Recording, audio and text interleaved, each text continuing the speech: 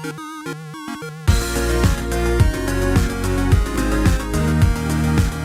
everyone, welcome back to another Anime Kingdom reviews. You can see by the title below, this is on episode 8 of Qualidea Code, and this episode we finally get, I'm honestly gonna say it, the story is finally coming together. It's finally getting pretty interesting, to be honest. I really feel like the episode before the last episode it's just been like full on like not needed, to be honest. And it felt like they were just playing around. It's like a school slice of life with, these monsters attacking and they fight kind of thing. Now we're finally delving in more on the story. Of course, you did see that Hotaro and Mahime did die, but pretty much what happens is, of course, they now can see the real world, because this world is fake. And you do see at the very end, because Kasumi's is kind of slashed in a little bit in half kind of thing. So I'm guessing Hotaro was able to cut his without cutting his face, like it went ching like that, I'm guessing, something like that. I'm not too sure what's going on there, but when he took off his eye, I guess it took a while for it to end up working like that, he was able to see, well, he was seeing everything in red. I'm not too sure if they didn't want to really show off everything completely, but he's finally able to see like partially the real world, like seeing that everything there is fake, that they are stuck in some, like, they're being, what the lady said is pretty much their livestock. I've said this countless times. I was thinking that the adults in this are actually keeping them, they're actually the unknown or the bad aliens or whatever you call it, that are keeping them as livestock. They're keeping them in this fake slumber, this fake world pretty much. And honestly, the episode still felt like it didn't need a lot of what was shown in this one. Like the whole part with, Kasumi and Aoi was not really needed. I feel like their date kind of thing. I mean, it's cute and funny to see the kind of sibling things going on. The Brocon and Siscon is super strong in this, and if you like incest, Wincest, then this episode had a lot for you. Honestly, I do like Kasumi's character more than a lot of the people's, and Asuha's is also nice as well. In comparison to everyone else, I always felt that Kasumi's character was a little bit more interesting than everyone. We do see, what is his name again? It's been so long. Ichi. Yeah, so he pretty much was like completely. Last episode, you all of a sudden saw him crazy and trying to fight things, just going out to kill. And then when he finds out that they're trying to scale back the lines and everything, their front lines, he gets super pissed off and is like, blah, blah, blah, blah, I want to fight. This is the only thing left for me. So his character just full on like messed up. Like I don't even like his character. I thought at the beginning he was going to be this kind of character, cliche as it may be, start off kind of a dick, kind of thinks he's better than everyone, and then slowly he'd get better. That changed when Canaria died, and all of a sudden now he's just broken, and his character, no one likes him pretty much. I'm not too sure if we're going to see anything about him in the future episodes or anything. Maybe he'll end up being told, Kasumi tells him and he helps out kind of thing. Maybe because the chance of Canaria being alive will actually end up making him, not just a crazy fanatic that just wants to fight everything because he wants revenge for Canaria. Like, I understand how much Canaria was important to him, but his character literally, like, I really don't even care for his character at all. At the beginning, I didn't care for it.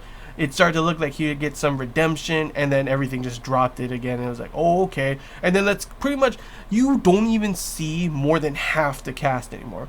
3 of them are presumed dead.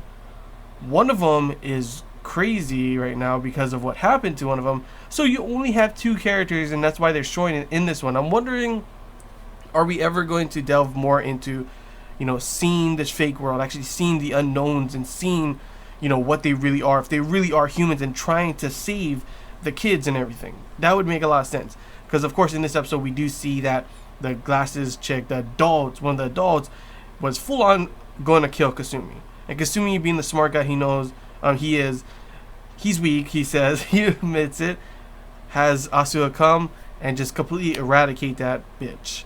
And full on, she's got like invisible tentacle things going on there. I'm not too sure what's going on there. But we do see that that's pretty much the premise of this whole show, is that it looks like these kids are put into this slumber. They're in a fake world, like livestock. It honestly might be like the Matrix, pretty much what's going on here by the sound of it and everything, how it looks.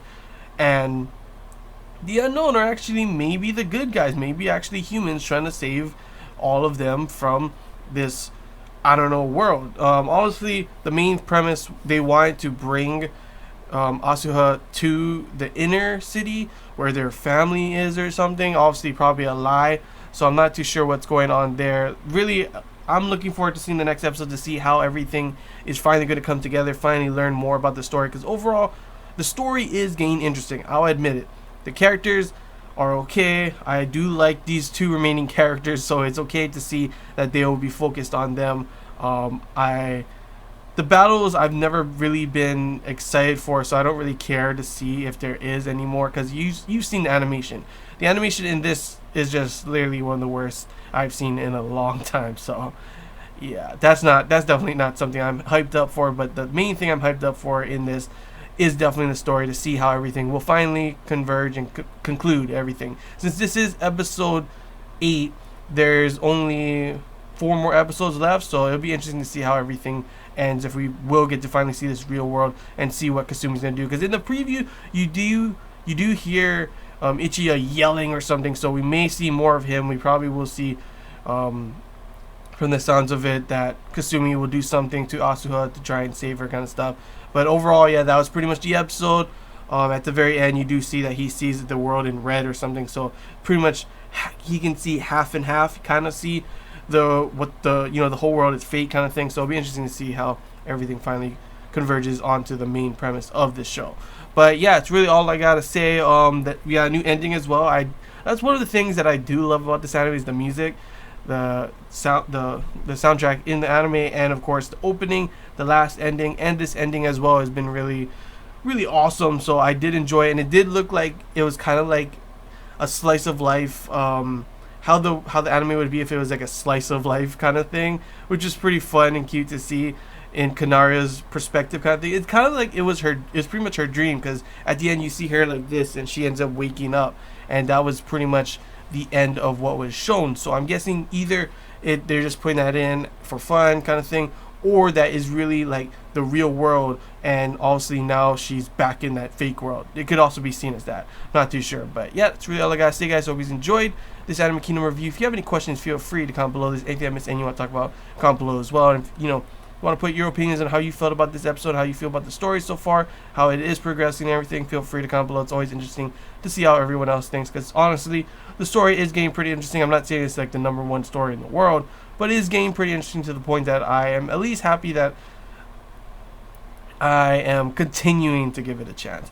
Now, I'm not saying it's gonna be like 10 out of 10 anime. Definitely already, in my mind, maybe 6.5, maybe 7, depending on how the story ends.